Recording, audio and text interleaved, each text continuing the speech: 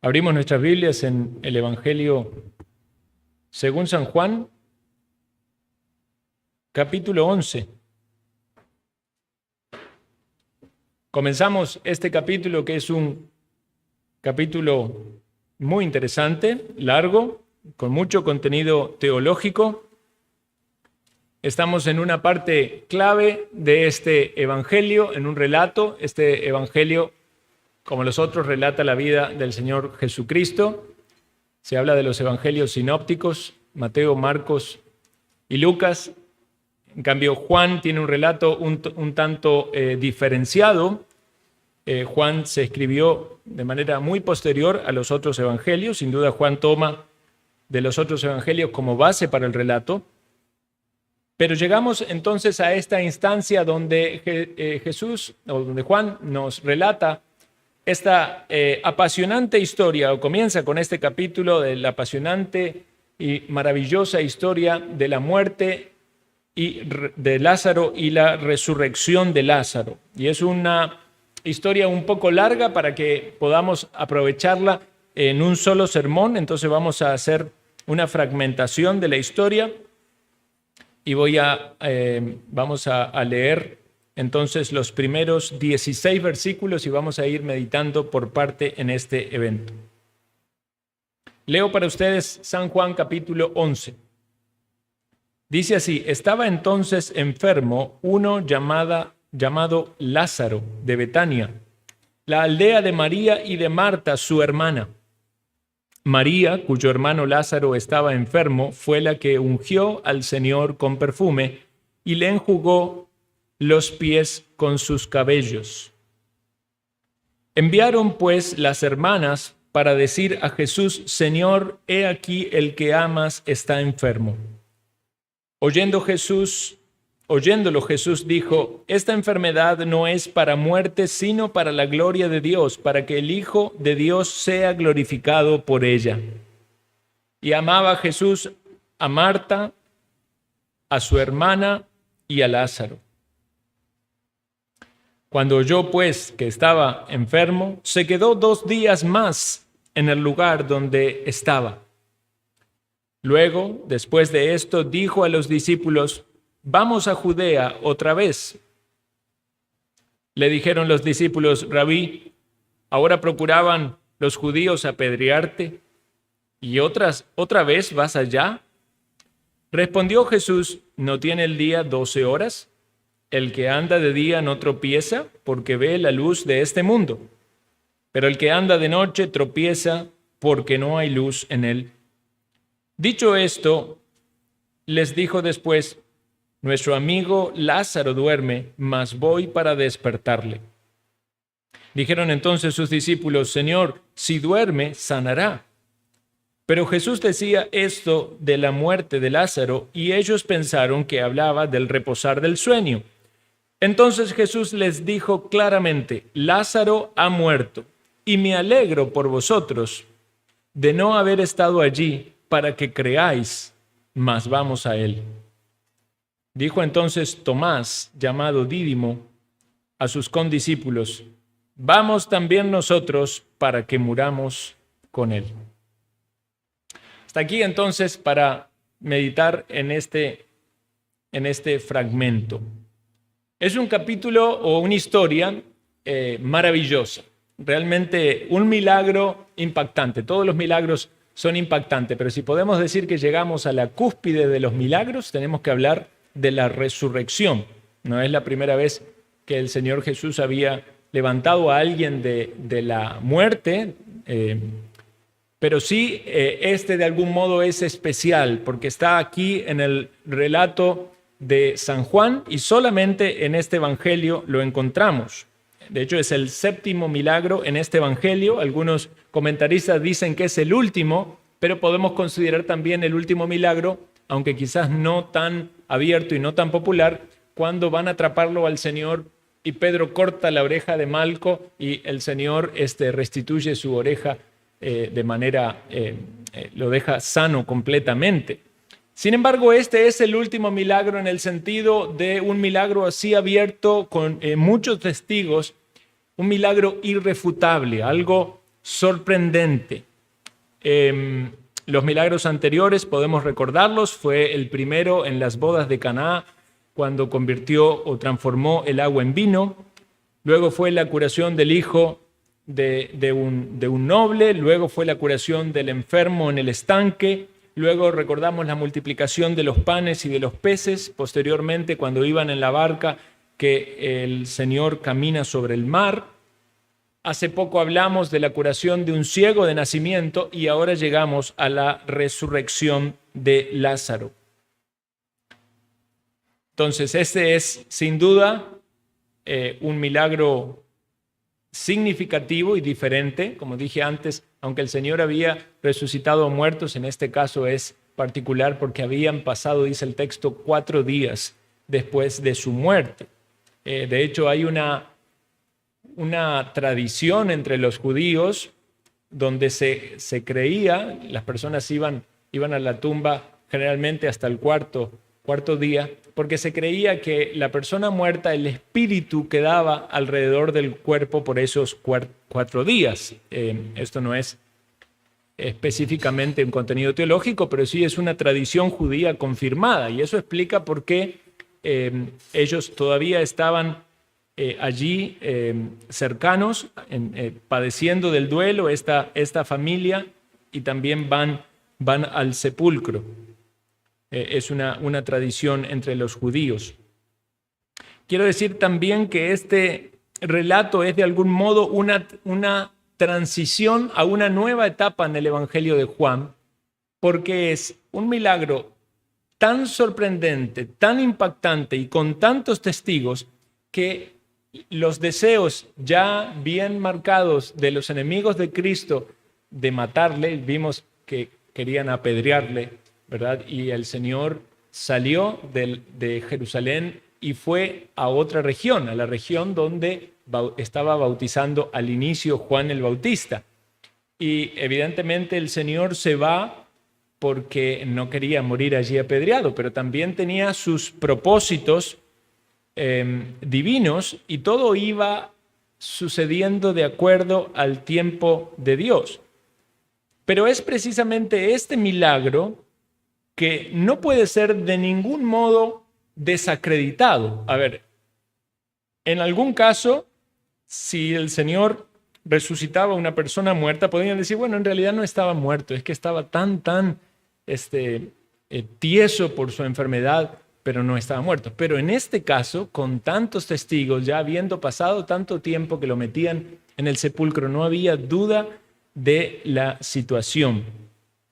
Entonces, es una demostración de la deidad del Señor Jesucristo, una demostración también clara de su humanidad, que ahora vamos a meditar en eso, pero sobre todas las cosas resalta el poder de Dios en dar vida o en llamar al muerto a la vida, la soberanía de Dios, la naturaleza divina del Señor Jesucristo.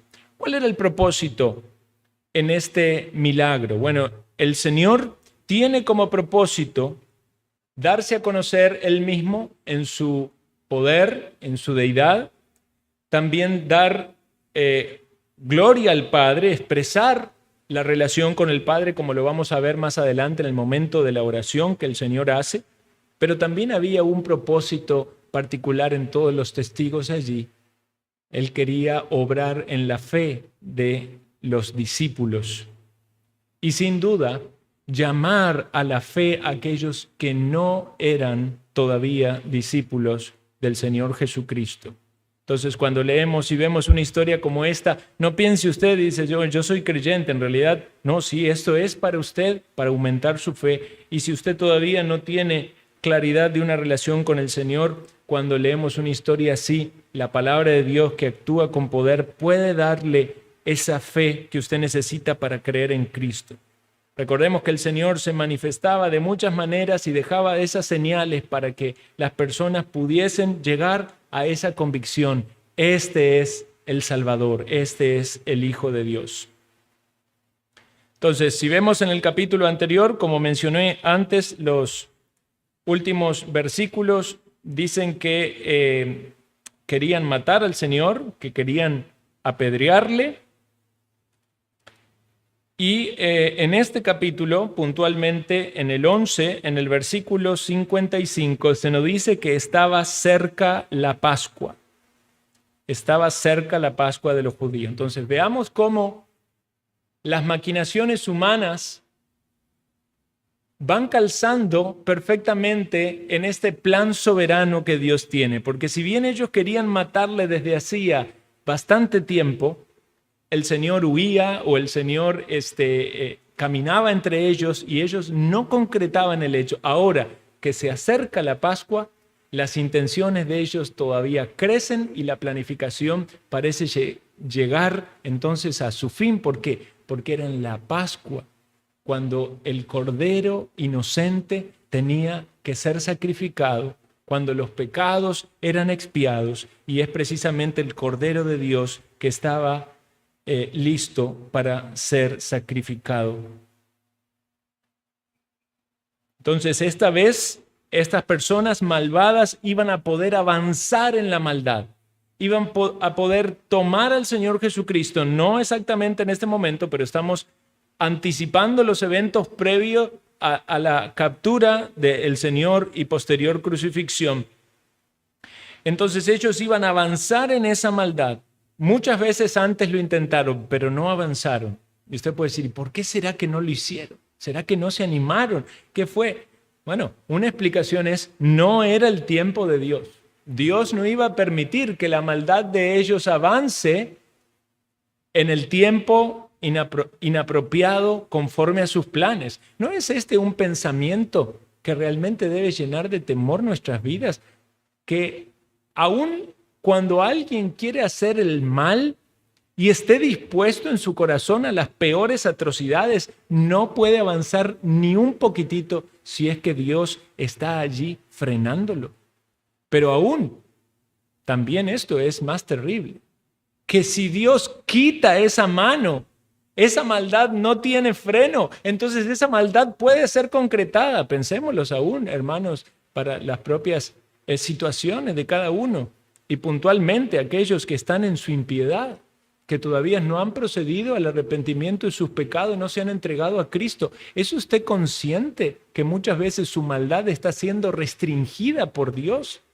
Pero si Dios quita esa barrera, la maldad de su corazón se expresaría hasta lo máximo y usted tendría que asumir las responsabilidades y consecuencias de ese o esos pecados. Si usted es consciente de este pensamiento, tiene aquí un argumento fuerte para reconsiderar su vida a la luz de lo que dice la palabra de Dios y para pedirle a Dios un cambio de corazón. Porque esa maldad no puede ser removida a menos que Jesucristo venga a su vida y que usted se arrepienta de sus pecados. El creyente ha entendido que solamente su naturaleza puede ser cambiada por la obra de Cristo en la cruz. Y es por eso que descansa en esa obra redentora y no confía más en sus obras. Ahora, vuelvo a repetir esta idea de que este milagro es una sublime demostración de la deidad del Señor y también de su humanidad. Algunas veces nos puede resultar quizás un tanto difícil al leer una historia bíblica maravillarnos o sorprendernos o resultar impactados, quizás porque vivimos, digamos, en un mundo, en una sociedad donde hemos ya recibido tantos estímulos fantasiosos. Por ejemplo, los niños, ¿verdad? Que desde pequeñito ha visto tantas películas de fantasías, de superhéroes, ¿verdad? Hoy en día con todas esas animaciones y entonces muchas veces esa fantasía parece que resulta ser lo interesante, lo atractivo. Y cuando leemos una historia como esta, quizás no nos maravillamos tanto. Digamos, usted le dice a un niño, vea, vamos a leer la historia de que Jesús resucitó a una persona. Y ya piensan que eso es aburrido porque están comparando con un montón de superhéroes y de villanos y de cosas tan fantasiosas de televisión, de videojuegos. Bueno, no debemos perder la capacidad de saber diferenciar entre lo falso y lo verdadero. Escuchen, niños que están aquí, por más maravillosas que sean las películas animadas, cuando ustedes leen una historia como esta, estamos leyendo o escuchando una historia verdadera. Esto es verdad y también esto es para todos, para los adultos. Ya no hay ninguna película, no hay ninguna animación, no hay nada que pueda ser más maravilloso que leer la verdad de lo que aconteció y el poder asombroso del Señor Jesucristo, aunque sea una historia donde podemos imaginarnos casi que sencilla de la vida de un poblado allá en Israel y unos discípulos y este hombre que allí caminaba y que se acercó a la tumba, pero estamos hablando de la realidad. Y créanme, y seguramente alguno de ustedes puede identificarse con lo que siento, con lo que siente. Cuando una persona experimenta la muerte de un ser querido, eso es algo único. Si es una persona cercana, eso es algo único, eso es algo impactante, la cantidad de pensamientos y emociones que esto produce en el ser. Lo ha vivido, usted lo ha experimentado. Ahí usted no piensa en ninguna falsedad o fantasía o de todas esas cosas vanas del mundo. Ahí lo que usted quiere es lo real. Lo que usted quiere saber es qué pasa con esa persona, a dónde va a ir. Lo que usted quiere tener es consuelo. Lo que usted quiere tener es la confianza de estar bien con Dios. Y lo que aquí vemos es una historia maravillosa donde el que es la vida, Jesús, que dice la Escritura que es la vida, demuestra su poder sobre la muerte. Es una historia que en otras palabras es un grito de victoria. Evidentemente, la propia resurrección del Señor Jesucristo es aún mucho más sublime, pero hasta este punto en la historia, en la recepción de la gracia de Dios, en los milagros que Dios hacía, podemos decir que esto es lo más impactante. Que el Señor Jesucristo pueda llamar a alguien que está muerto y traerle a la vida. Y esto es lo que pasa cuando comprendemos el mensaje del Evangelio. Hay muerte espiritual y el Señor te llama a la vida. Por eso la demostración en el mundo físico tiene que ser una prueba convincente del poder de Dios, no solo en lo material, sino también en lo espiritual. Allí en un pequeño pueblo de Israel, en una aldea, estas personas estaban de luto, sufriendo, estas hermanas y quizás algunos allegados, por este hombre llamado Lázaro que había enfermado y había muerto. Vamos al texto. Veamos lo que allí dice. Tenemos al inicio la mención del nombre, Lázaro. Lázaro significa aquel a quien Dios ayuda, deriva de otro nombre que también se utiliza, Eleazar. Entre los hebreos era un nombre bastante común. De hecho, se menciona otra historia de otro Lázaro, ¿recuerdan? Pone en evidencia también que era un nombre muy utilizado, el rico y Lázaro. Se nos dice que estaba enfermo, no se nos dice ningún tipo de diagnóstico como en otros casos, donde se especifica cuál era el padecimiento. Simplemente se dice que estaba enfermo, se explica que era proveniente de la aldea de Betania, la aldea de María y de Marta. Eran hermanos, María, Marta y Lázaro. Esta aldea de Betania estaba distante del lugar donde el Señor Jesucristo se encontraba, ¿no? Algunas Biblias, no sé cuál versión usted tiene, pero algunas Biblias mencionan en San Juan, vamos a ver,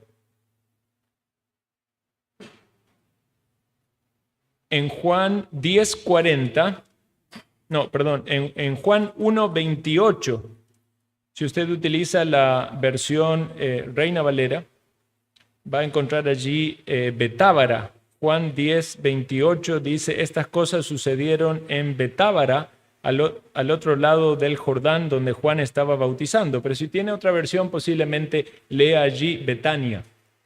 Y la razón de esto no es porque sea la misma ciudad donde estaban María, Marta y Lázaro, sino más bien que hay otra ciudad que tiene el mismo nombre o que era traducido con el mismo nombre. En Juan 10:40 se nos dice que esa ciudad estaba del otro lado del Jordán y era donde Juan había estado bautizando, como leímos antes, y se fue de nuevo al otro lado del Jordán, al lugar donde primero había estado bautizado Juan, y se quedó allí. Entonces, sea que hay una diferencia de nombre o que es el mismo nombre, son dos ciudades distintas. Y había un día de viaje de una ciudad a la otra. Entonces es importante ubicarnos. Ahora, esta aldea se conoce como la aldea de estas personas, de Lázaro, María y Marta. También se aclara allí en ese versículo, María es quien ungió al Señor. Ustedes dirán, pero ¿cómo? Eso todavía no se contó aquí. Aparece de hecho en el siguiente capítulo. Capítulo 12, Jesús es ungido en Betania.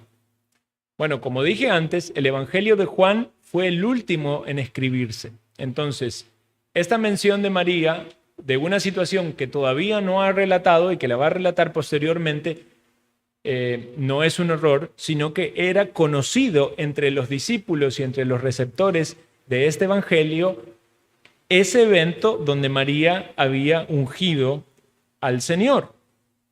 Y creo también necesario aclarar, para que no haya confusiones, que la María que ungió al Señor en Juan capítulo 12 no es la misma que se relata en Lucas 37, 36 al 50. Hay unas diferencias. Cuando lleguemos al siguiente capítulo, ahí vamos a ver las diferencias de esos eventos, pero nada más para que lo tengamos allí presente. Son historias distintas. Por decir algo, una acontece al inicio del ministerio del Señor y otra acontece al final. Aunque hay muchas similitudes, pero no es nada extraño con lo que puede pasar en la vida de una persona de vivir dos situaciones muy similares. Bueno, entonces en el texto se aclara específicamente que esta María es la que ungió al Señor con perfume y enjugó los pies con sus cabellos.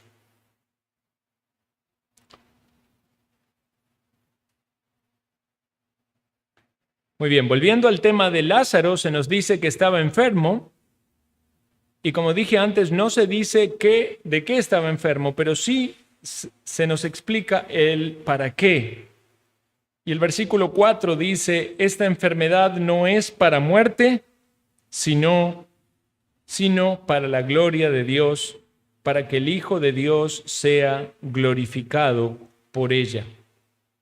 Entonces, podemos pensar que las enfermedades, ¿verdad?, tienen distintas causas o propósitos del Señor.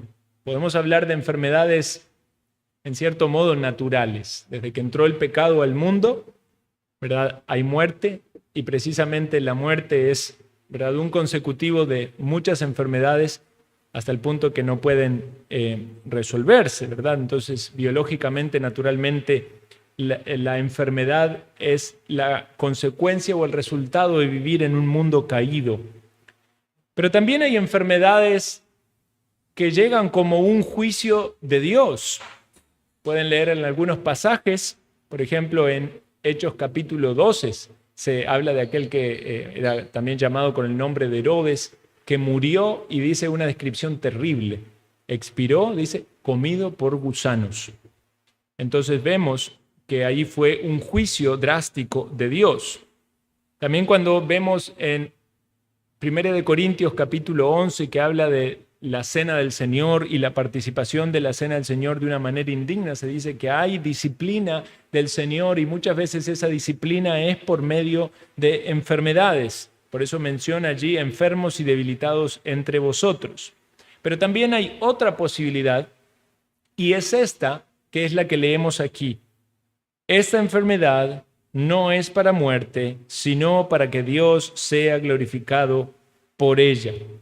La frase no es para muerte significa no va a terminar en muerte. Ahora, interesante esto, ¿verdad? Porque al momento en que llega el mensajero, Lázaro ya estaba muerto. Y al momento en el que Jesús dice, esta enfermedad no va a terminar en muerte, Lázaro ya estaba muerto.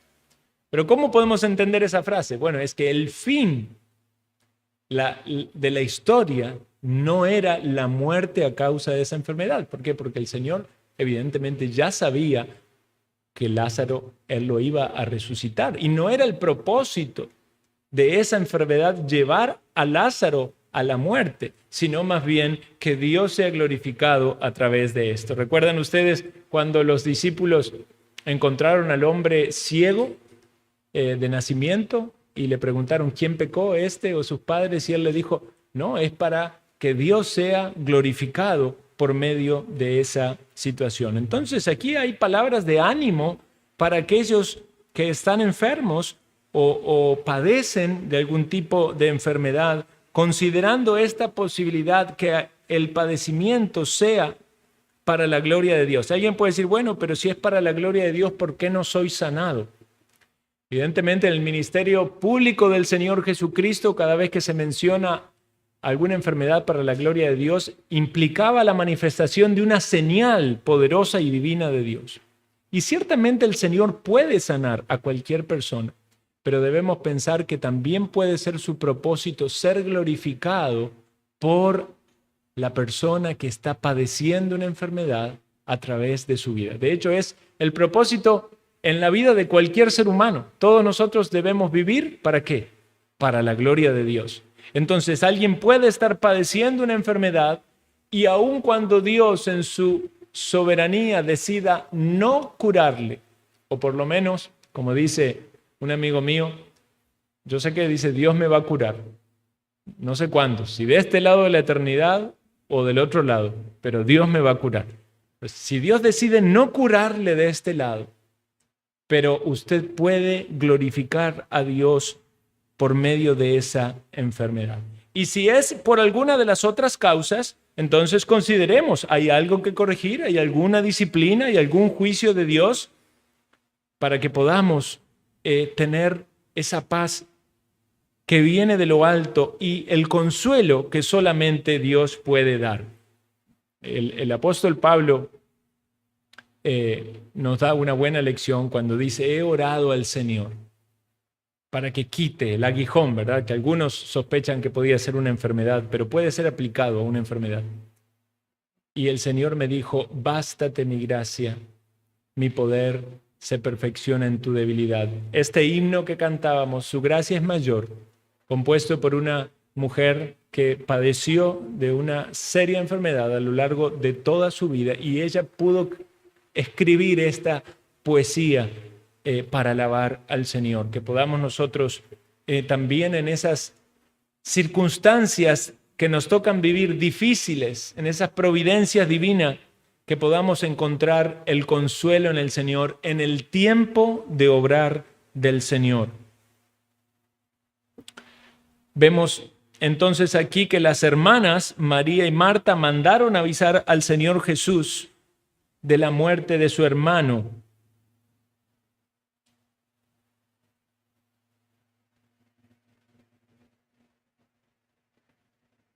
Y el mensaje que el Señor recibe es muy breve. Parece un recado, ¿verdad?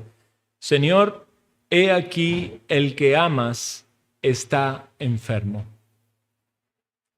Ese versículo muchas veces ha traído consuelo a mi vida. Señor, he aquí el que amas está enfermo. Como dije antes, Lázaro seguramente enfermó gravemente. El Señor había salido de Jerusalén. La enfermedad de Lázaro tiene que haber sido después de ese tiempo. Y este mensaje nos deja en claro por la descripción, ¿verdad?, de que hay urgencia, pero hay mucho implícito allí. Vean que el mensaje no es, Señor, ven rápido porque Lázaro está enfermo, como suplicando su presencia para que le sanen. Luego sí van a reclamar y decir, Señor, si hubieras estado aquí, Lázaro no había muerto. Es lo que dicen las hermanas. Pero el mensaje es netamente informativo. El que amas está enfermo. No hay ninguna petición allí. También podrían haber dicho, como dijo el noble o el centurión, Señor, di la palabra para que se sane. Pero no hay ninguna petición. Incluso es interesante de que el mensaje no va de algún modo con una manipulación o con algo que recae sobre el afectado en sí, como digamos, podría haberle dicho, Señor, Lázaro, que te ama tanto, está enfermo. Pero el énfasis del amor no está en el amor de Lázaro hacia el Señor. El énfasis que ellas ponen en su nota es el que amas. O sea, es el que Jesús amaba. Y eso, hermanos, nos tiene que hacer pensar en la humanidad y en la compasión del Señor. De hecho, la primera aplicación práctica que viene en algo así es, si usted está en una enfermedad, no piense que Dios no le ama. O sea, vea en este texto de la Biblia que Dios le ama aún en medio de la enfermedad, pero si Dios quiere que sea glorificado en su vida y ese es el camino que Él elige, halle en eso consuelo. Esta palabra nos tiene que ayudar a considerar la humanidad del Señor, pero no tanto como hablamos habitualmente. Cuando hablamos de la humanidad del Señor pensamos en el hambre y decimos Jesús tuvo hambre, en la sed Jesús tuvo sed y le pidió a la mujer que le dé de beber, o en el cansancio Jesús estaba cansado. Esta parte podemos considerar la humanidad en el sentido emocional, porque no fue solamente un hombre en el sentido de tener un cuerpo o necesidades corporales, sino también en el sentido emocional. Nos habla de las relaciones interpersonales y los lazos afectivos que tenía el Señor. De hecho, Lázaro es descrito como un amigo, igual que María y Marta. Y es maravilloso pensar que aunque es el Dios eterno, creador de todas las cosas y consideramos su soberanía y su deidad, nos está describiendo aquí la palabra a Jesús con un amor filial, porque de hecho esa es la palabra que se utiliza aquí en el griego, tiene que ver con ese tipo de amor, el amor de cercanía, el amor de amistad, el amor filial. El Señor tenía ese amor filial con estas personas, con María, con Marta, con Lázaro. Eran relaciones afectivas. Nos habla de lo precioso de la amistad, que puede ser cultivado correctamente a la luz de la palabra de Dios. Un pastor decía, es tan grande esta necesidad que cada persona tiene de tener afectos, de tener lazos emocionales. Somos diferentes, ¿verdad? Puede ser que alguien diga, no, yo no tengo amigos. No, yo no quiero tener amigos. Hay gente que es muy cerrada en su mundo. Pero la mayoría de las personas quiere tener a alguien que le quiera. Por lo menos su núcleo familiar quiere ser querido, sentirse querido. Y también a veces la necesidad es tener a alguien a quien querer y que reciba ese afecto. Decía un pastor, algunas personas elegirían pasar una enfermedad antes que enfrentar todas las luchas y los problemas emocionales que tienen. Porque alguien dice que aunque una enfermedad puede doler fuerte en el cuerpo, este tipo de luchas duelen en el alma. ¿Experimenta usted el dolor o la frustración en las relaciones interpersonales? ¿Sufre porque no tiene personas que suplan en sus necesidades en esa área? Con el Señor, que es el Rey del universo soberano y Dios todopoderoso, nos muestra lo maravilloso de cultivar este tipo de relaciones. De una manera especial, porque ciertamente estaban los discípulos del Señor, pero con ellos se describe como amigos. Disfrutaba compartir con ellos, se sentía contento con ellos. Pasaba seguramente y los visitaba con frecuencia porque esta aldea Betania quedaba en el camino entre Jericó y Jerusalén. Y recuerden que los judíos con frecuencia viajaban a las fiestas. Cada vez que iban a alguna fiesta, cada vez que iban a algún evento, no nos dice cómo la Biblia cómo los conoció, en qué circunstancias se hicieron amigos, pero tenía amigos. Y aquel, dice la Escritura, que cuando hay amigos hay más personas que son incluso más unidas que un hermano. Ahora veamos la secuencia de los eventos. Lázaro enferma, pasa un día, mandan avisar al mensajero para que llegue a Jesús.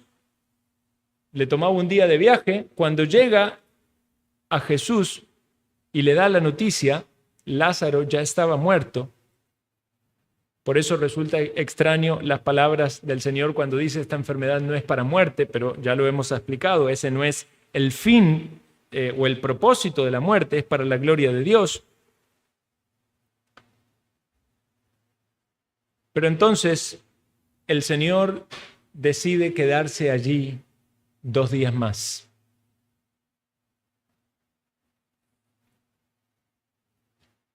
En el versículo 5 dice, y amaba Jesús a Marta, a su hermana y a Lázaro.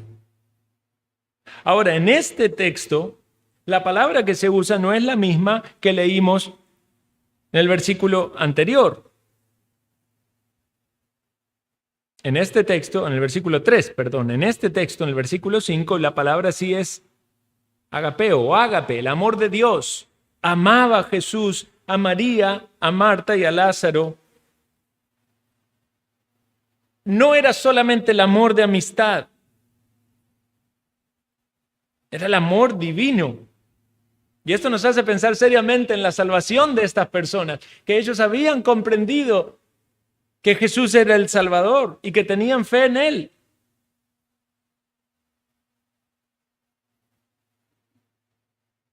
¿Ha recibido usted el amor de Dios? Porque el amor salvífico es ese amor. Muchas personas creen que son amigos de Dios y que Dios es su amigo, en ese sentido filial o de amistad. Pero el amor salvífico de Dios le lleva a usted a una relación personal con Él, al arrepentimiento de sus pecados, al considerar al Señor y su obra y a tener una relación con Él espiritual profunda.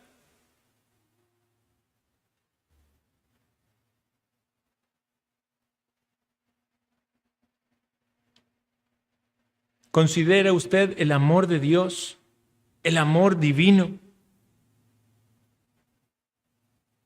Un amor que sobrepasa todo lo que podemos experimentar en este mundo y de cualquier persona. Un amor que tiene que ver con la esencia de Dios. Dice, Dios es amor. Un amor que mueve en su voluntad a Dios a actuar y dice, de tal manera amó que dio a su Hijo, lo entregó por nosotros para nuestra salvación. Y el texto es tan claro allí al dejarnos de manera tan explícita, amaba a Jesús, a Marta, a su hermana y a Lázaro. Y si usted tiene esa relación con Cristo es porque usted ha experimentado el amor salvífico de Dios y usted puede poner su nombre allí y decirlo con confianza, Jesús me ama. Jesús me ama. Jesús conoce mi situación. Jesús conoce mis pruebas. Conoce mis luchas. Y Jesús me ama. Ahora, ¿no es raro pensar entonces si Jesús me ama con este amor divino? Lo que viene a continuación, que dice, cuando oyó pues que estaba enfermo, se quedó 2 días más en el lugar donde estaba. ¿Pero cómo, Señor? Primero tienes amor de amistad con esta gente. Luego describes que tienen un amor divino con estas personas. Y Lázaro se murió y no estuviste allí y no fuiste. Incluso te quedas después de saber esta información. Recordemos que el Señor estaba en esa región porque querían apedrearlo. Y Él se había retirado para que los eventos no se adelanten. También dice que mucha gente llegaba allí, iba al Señor y creían. Era un tiempo de cosecha, ellos estaban ocupados en la labor, en el ministerio. Entonces el propósito del Señor de irse de Jerusalén y de esa zona cercana donde podrían haber ido rápido por el Señor y haberlo traído mientras estaba enfermo, Pero había un propósito del Señor, no solamente en la vida de Lázaro, en la vida de Lázaro mientras estaba vivo y en su resurrección, en la vida de Marta, en la vida de María, sino también el propósito en las otras personas. Pero no nos quedamos ahí, sino también el propósito en la propia vida de los discípulos con todo este evento. El Señor está moviendo las piezas en su providencia divina de una manera magistral. A nuestro parecer, a nuestra idea puede resultar de que hay algo que no está aconteciendo bien, hasta contradictorio. ¿Cómo es que Dios me ama si me pasa esto? ¿No es esa una frase que escuchamos a menudo? Y si Dios me ama, ¿por qué tengo que vivir esto? Si Dios me ama, ¿por qué no salgo de esta prueba? El creyente puede ser engañado también a dudar de que Dios no le ama cuando no actúa Dios en el tiempo que uno quiere que Él actúe. Pero todo acontecía según el plan divino y en el tiempo apropiado.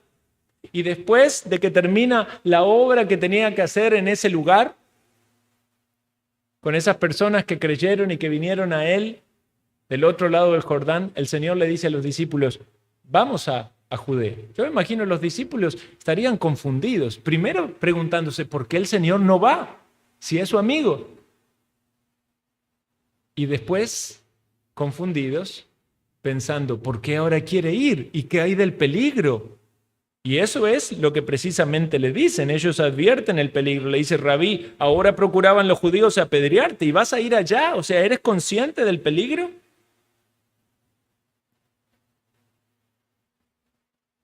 Pero la obra del Señor se tiene que cumplir.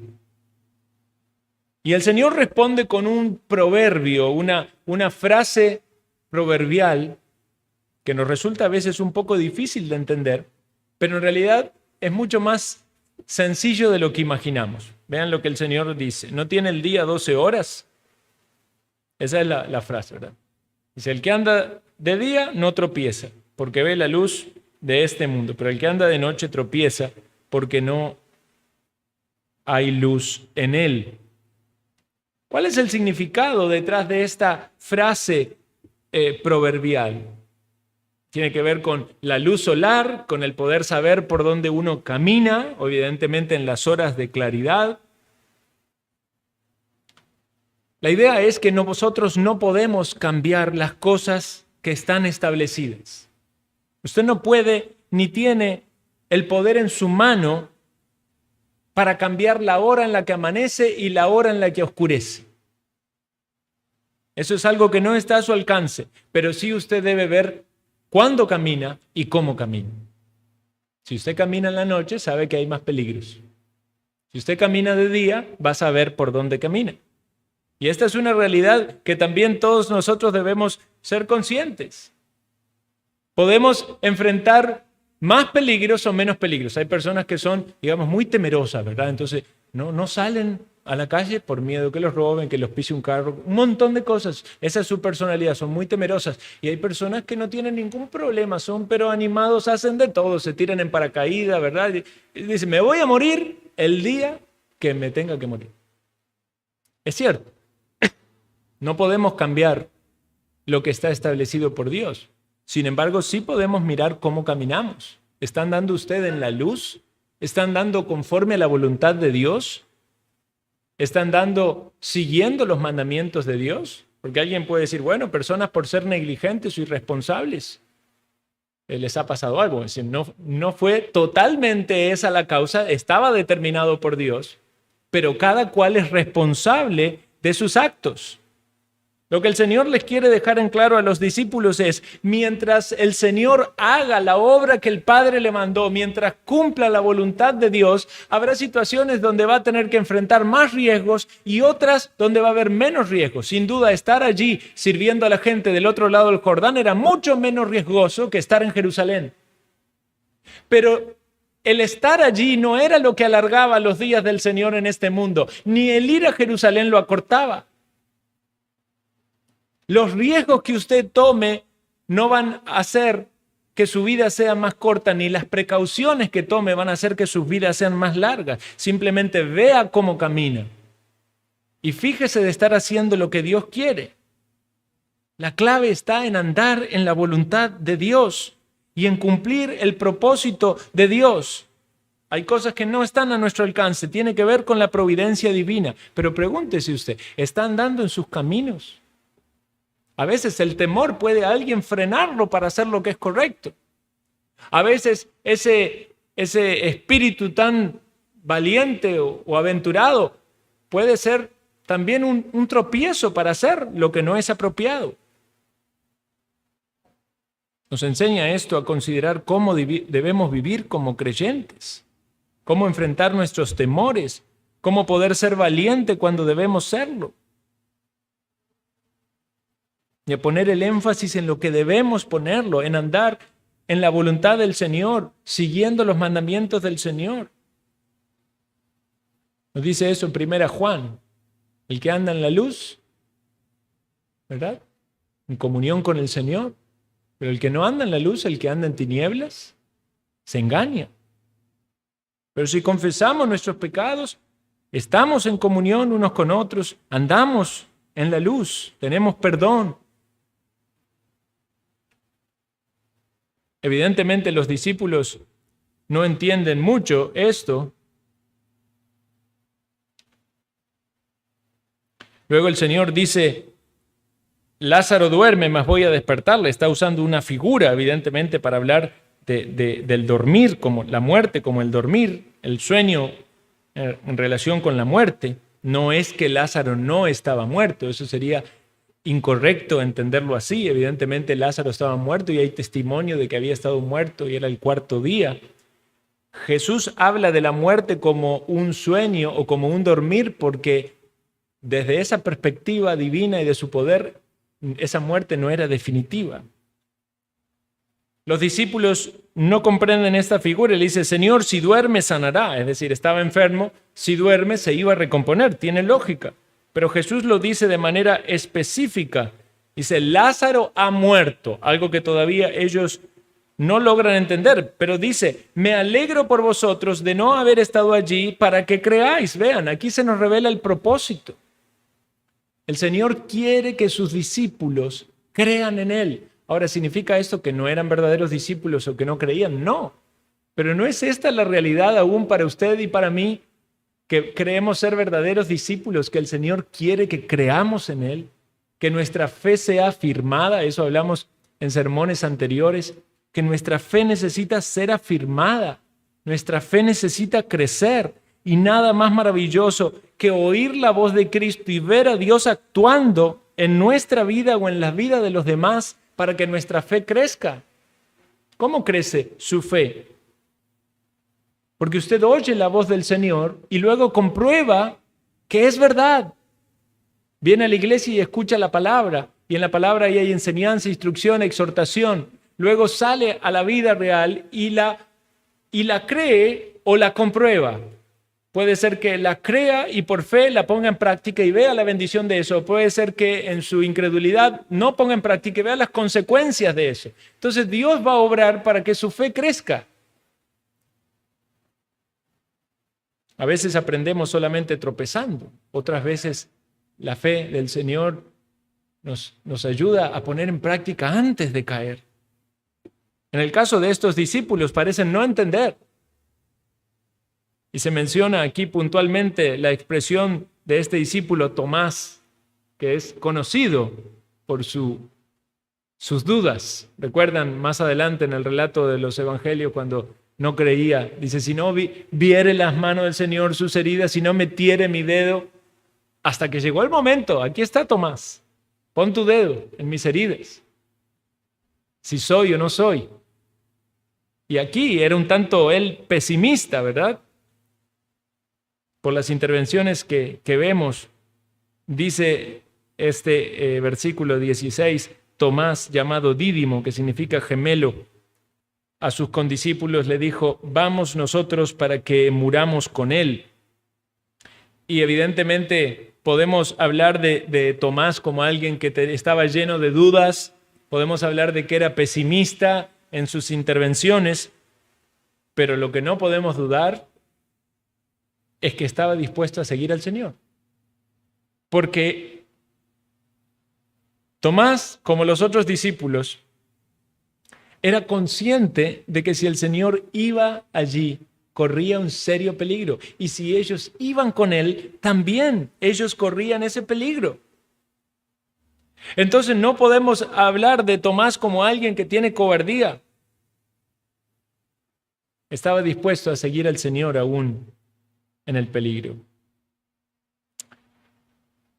Los creyentes pasamos por luchas.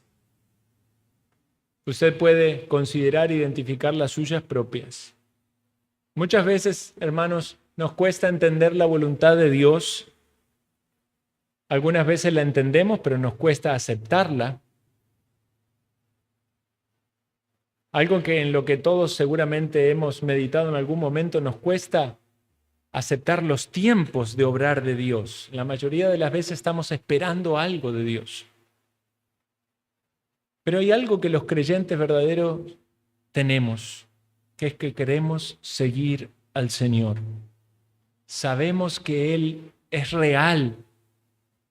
Sabemos que Él es hombre y que es Dios. Sabemos que Él nos ama, no tenemos duda de eso. Sabemos que Dios nos dio a Jesús para salvarnos, que Él cargó nuestro pecado en la cruz, que Él murió por nosotros, que Él resucitó. ¿Cómo no creer en Él?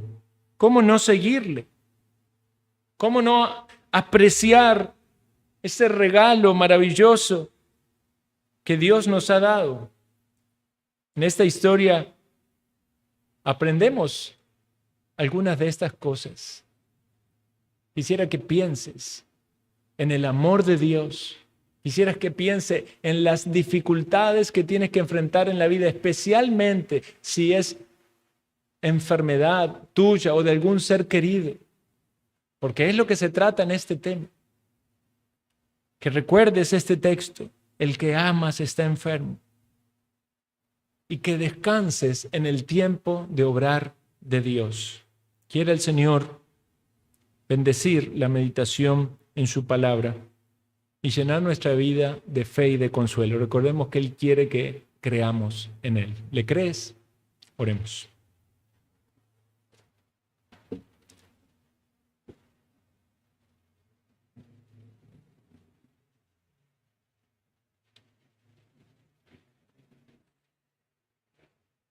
Oh Dios Altísimo, queremos agradecerte por poder meditar en un pasaje tan maravilloso, donde es desplegada con tanta sencillez y profundidad las riquezas que hallamos en Jesucristo como Señor, Salvador. Rogamos, Señor Dios, que tomes tu palabra y toques nuestro corazón, porque te necesitamos. Hazla, oh Dios, fértil en nuestra vida. Podamos meditarla, considerarla y llevarlo a la práctica en cada una de las circunstancias que tenemos. Oh Padre Santo, que tu Santo Espíritu abra nuestros corazones a recibir tu mensaje y que toques de manera especial los corazones de aquellos que aún no han experimentado el amor de Cristo, para que puedan comprenderlo, aceptarlo, recibirlo y así gozar de una relación espiritual profunda con el Salvador. Es en el nombre de Cristo que lo pedimos. Amén.